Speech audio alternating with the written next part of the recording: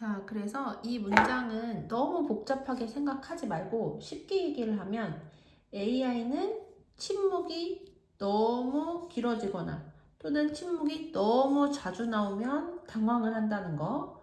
그리고 두 번째는 침묵이 생겼을 때 어디에다가 어떤 소리를 채워 넣어야 할지 잘 모르는 그러한 두 가지의 한계가 있다. 이렇게 생각을 하시면 돼요. 자, 3번 문장 다시 해석을 해볼게.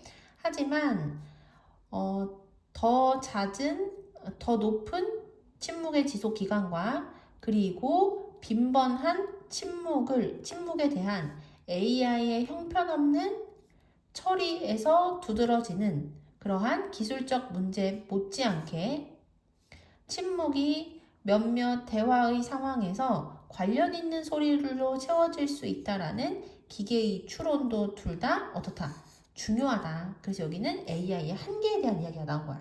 됐지? 그러니까 넘어갔어. 적어도 이러한 맥락에서 AI는 not A but B, A가 아니라 B 이렇게 해석을 해야 되잖아요. 없음, absence가 없음, 부재라는 뜻인데 여기에서는 데이터가 없다라는 뜻인 거야. 자료가 없다. 그래서 AI는 부재, 데이터의 부재로서가 아니라 의미 있는 데이터로서 침묵을 인식하기 시작하고 있을지도 모른다. 됐지? 그래도 요즘은 AI가 침묵을 그냥 아무런 데이터가 없음이 아니라 그래도 나름대로 의미 있는 데이터, 그러니까 공부해야 할 만한 그러한 데이터로 보기 시작했다는 거야. 침묵에 대해서 AI도 뭔가 공부를 하려고 한다. 이 정도 생각하시면 되고요. 그 다음, 하지만 AI의 혼란. 근데 여기서 어떤 혼란이냐? 이렇게 묶었어요. 여기에는 뭐가 생략이 되냐면 it is가 생략이 되는데 여기서 it은 뭘 얘기를 하냐면은 AI를 얘기하는 거야. 그래서 AI가 상당히 긴 침묵이 제시가 되어질 때의 그때의 AI의 혼란과 그리고 short break 짧은 브레이크하면 휴식이라는 뜻이잖아. 그치? 끊김이라고 해석하면 돼. 여기서 대화에서 중간에 끊기는 걸 얘기하는 거거든요. 그래서 짧은 대화의 끊김 표시가 어나 아와 같은 발화 표지와 상응한다라는 그것의 이해는 됐죠? 가리킨대요. 뭐를 가리키냐면 preference for A over B 하면 B보다는 A에 대한 선호 이렇게 해석이 되거든. 그래서 침묵보다는 소리 그리고 부재보다는 존재에 대한 AI의 지속적인 선호를 뭐한다? 보여준다. 이렇게 됐지. 자, 그래서 6번에서도 또 뭐가 나왔어? 하지만이 나왔지.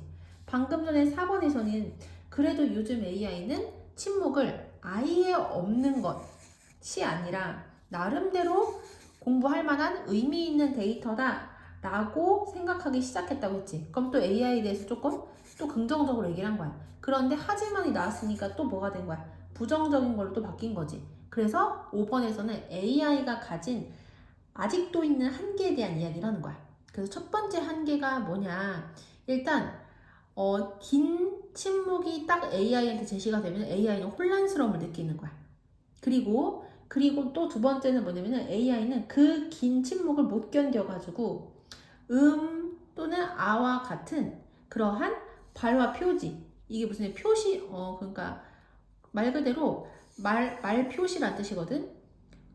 그래서 이런 것들을 가지고서 어떻게 해서든 그 침묵을 채워 넣으려고 한다는 얘기야.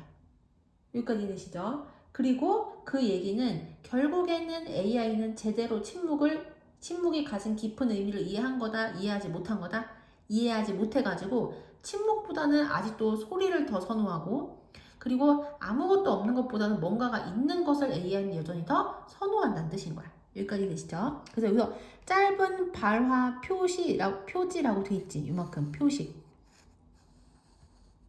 요거는 그냥 침묵의 상황이라고 생각하면 돼. 그래서 침묵의 상황이 딱 왔을 때 그것을 어나 아와 같은 그러한 발화 표지로 채워 넣으려고 한다는 얘기야.